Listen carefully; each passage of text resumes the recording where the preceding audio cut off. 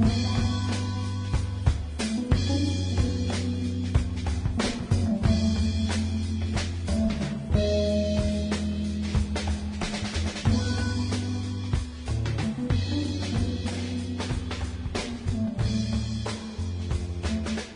right, y'all, welcome back to the show. It's Anti-War Radio. Sorry if I sound funny. I was just coughing up a lung right before coming back on the air here. I'm looking at witnessagainsttorture.org. Well, somebody's got to do it. In this case, it's Jeremy Varon. Am I saying it right? You're saying it right. Okay, great. Well, thank you very much for joining us. Welcome to the show. Thanks.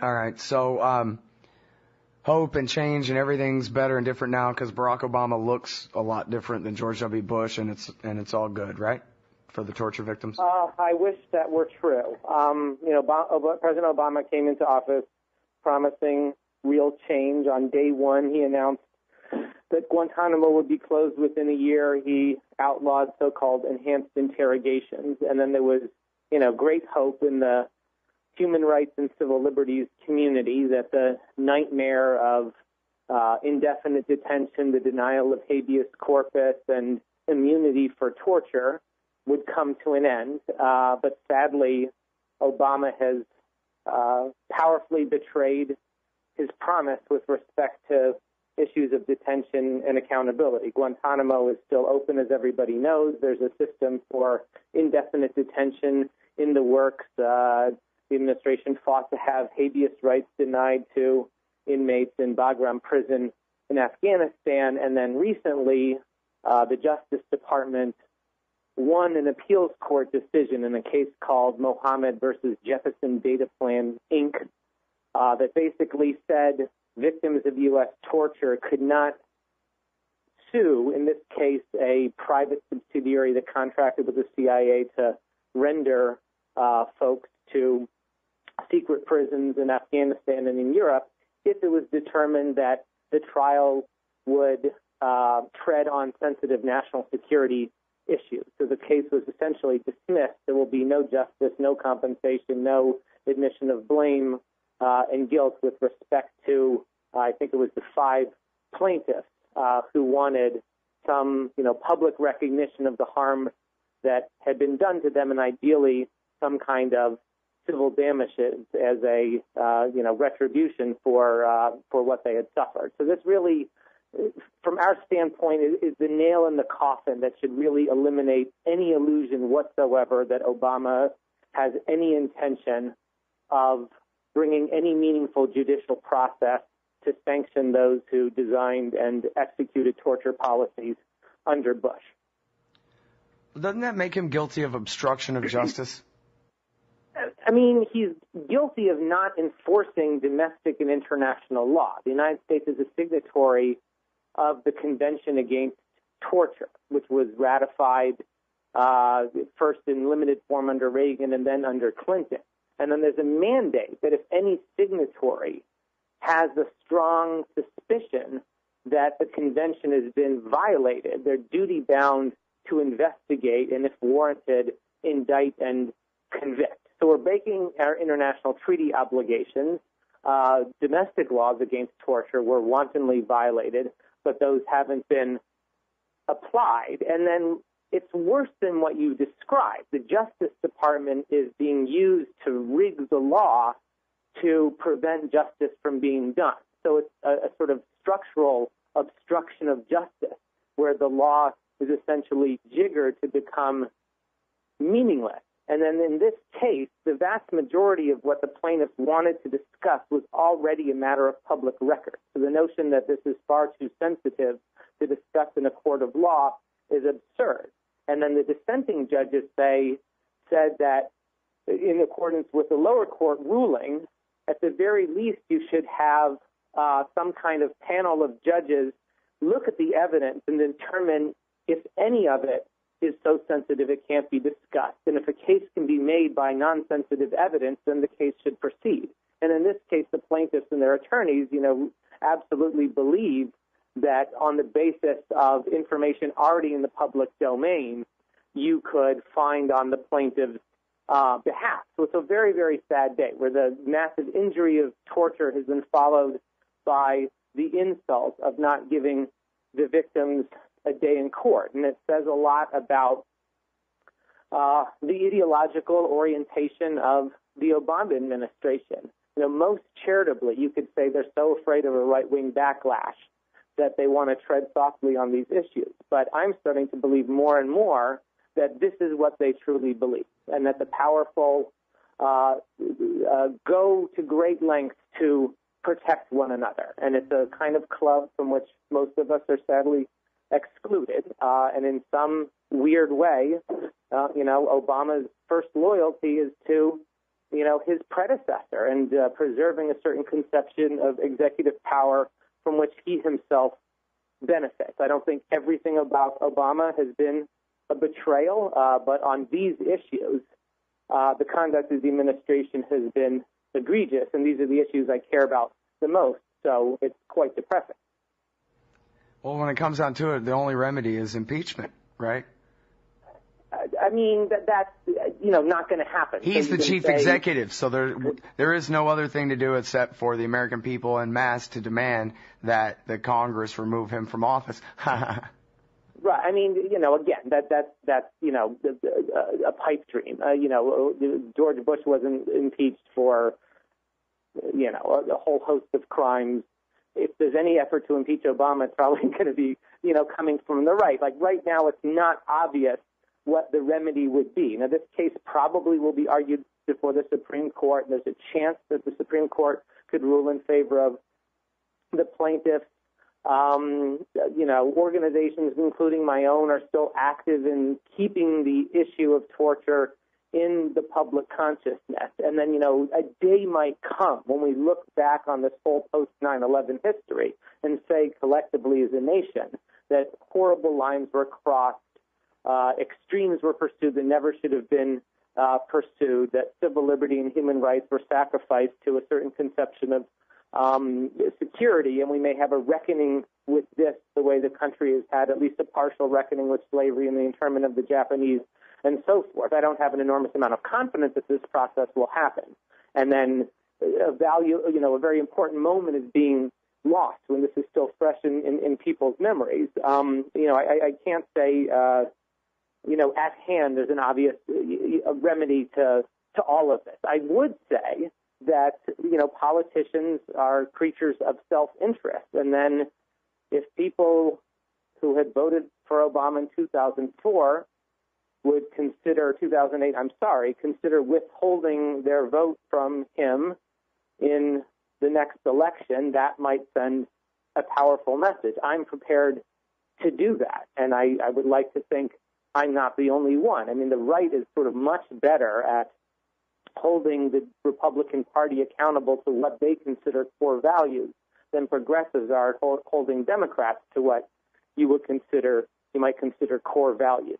Yeah, well, and I'm glad you bring up the politics of this because it's just so obvious to me, and I don't know how anyone could escape the truth of this, that Obama's mandate was not to do a big liberal agenda like healthcare, et cetera. No offense if that's your opinion, you're for it or whatever, but I'm just saying his mandate was to undo Bush, to finally, America was saying sorry for Bush. They screwed up. They even re-elected that son of a bitch. He killed 1 million people, and they said, you know what, we're going to elect a guy with a Muslim-sounding name, a black guy, a Democrat, that's different, and we're going to tell the world we're moving toward peace and away from that, and his job, his only mandate was to come in and beat the Republicans down like they deserve to be beaten down. And if you can't win, if Barack Obama, Mr. Order, can't win an argument about Guantanamo Bay or win an argument about why Islam attacked us that day or whatever madness these Republicans have to resort to,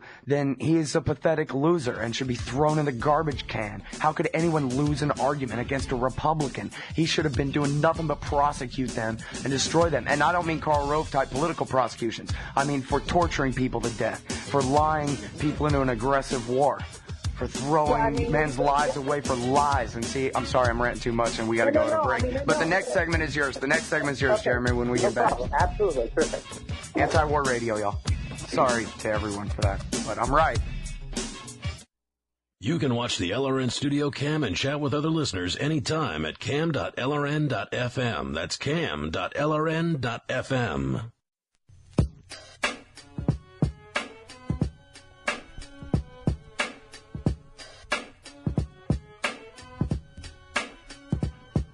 All right, y'all, welcome back to the show. It's Anti-War Radio.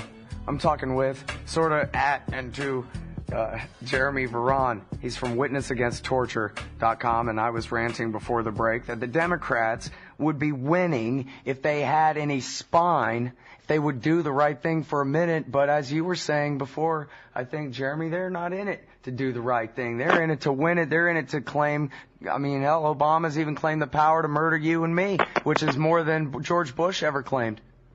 Yeah, I mean, I want to backtrack a bit to what you described as your rant. It was edgy, but actually pretty eloquent, and I think it captures something important. Like, a big part of the support for Obama was discussed with George Bush. I mean, that was a lot of the sort of wind in his sails, the sense that the country had been disgraced and degraded, fundamental principles savaged. We had near tyrannical government, and there was this desperate desire to end the tyranny of sort of lawless rogues who had hijacked the nation's highest office. And then there was also the promise of a transcendent post-partisan president who could represent all America, look forward, not, look backward and take us over some, glorious horizon of new possibilities for political consensus. And I think Obama became so captivated by the mythology of that second aspect of his campaign that he forgot the first aspect, and then thought that moving forward meant turning away from the past and doing nothing to correct the serious abuses of the rule of law, of the Constitution, of American values. The post-partisanship didn't work because the right has sort of savagely attacked him. He's been a very, very modest, if in ways meaningful, reformer, and then he's basically left untouched, I think, the worst aspects of the Bush legacy, which is the legacy of torture and an absence of accountability and the trashing of the Constitution. And then I feel like part of a forgotten constituency. My organization has had a meeting with the Justice Department, and then they listened to us with a kind of professed sympathy. We're trying to negotiate a follow-up meeting with folks who actually set policy. So far, we've gotten nowhere, and I feel like they feel that this constituency I'm a part of is ultimately expendable, that a lot of us are going to vote for the guy next time anyhow, or we're so statistically insignificant that it doesn't necessarily matter. And I think the bigger question than has he betrayed his party or has he betrayed certain voters is, has he betrayed, the Constitution, and has he betrayed human rights and principles of equality and dignity and respect for the sanctity of the human body. So there's a kind of political story that looks very messy in ways that you captured, and then there's a deeper story where sort of fundamental things about this society are at stake. And then I don't think he comprehends the stakes of his own conduct. And I think history, will sort of judge harshly the path that he's given to his predecessor. Well, and the denial of justice to the tortured. And I mean, that's what this is really about, is the victims of Bush's crimes, of which there were many and who were all real human beings.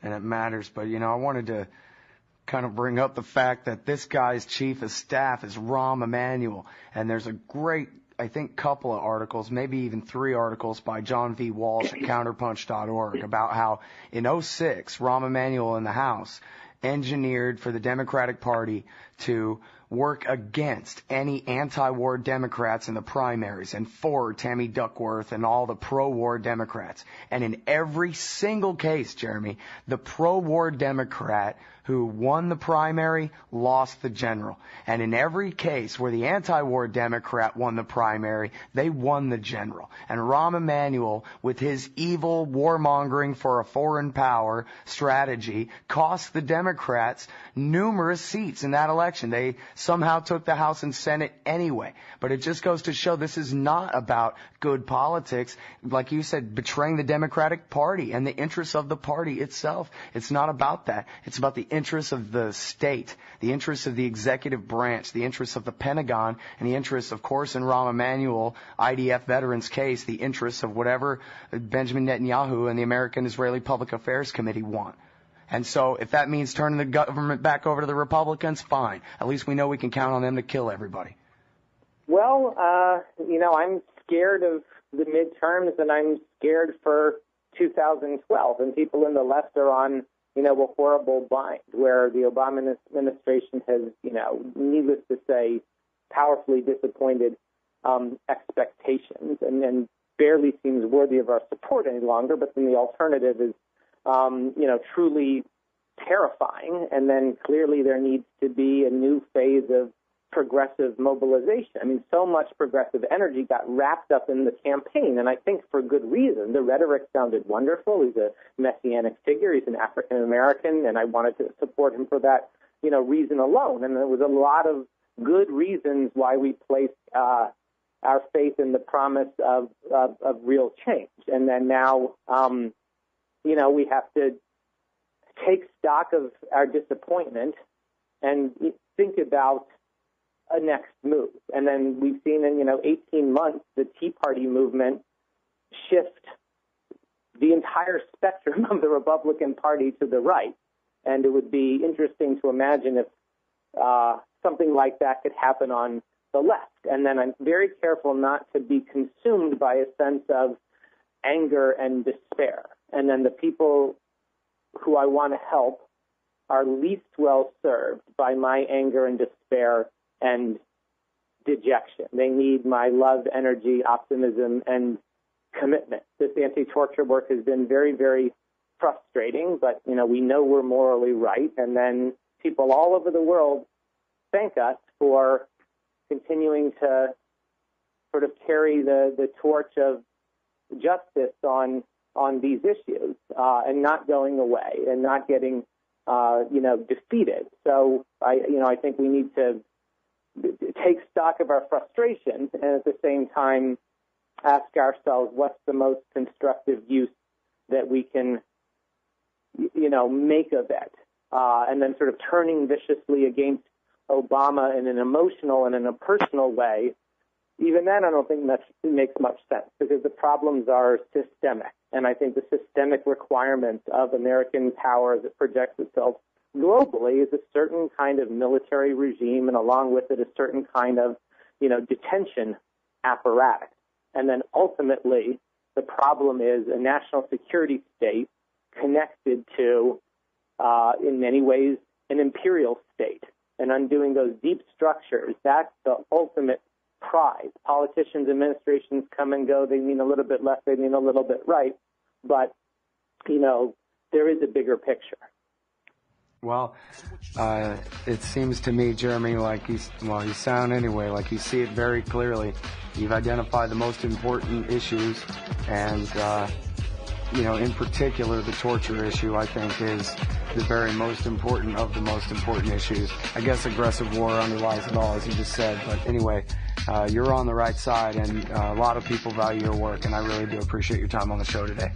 I appreciate talking to you. It's been a lot better than a lot of other interviews I've done because it's really engaged. It's a real conversation, and there's a real exchange of ideas. So keep up your good work, okay? Great. Thank you very much, everybody. Yep. That is Jeremy Varon from witnesstorture.org. That's the website for Witness Against Torture.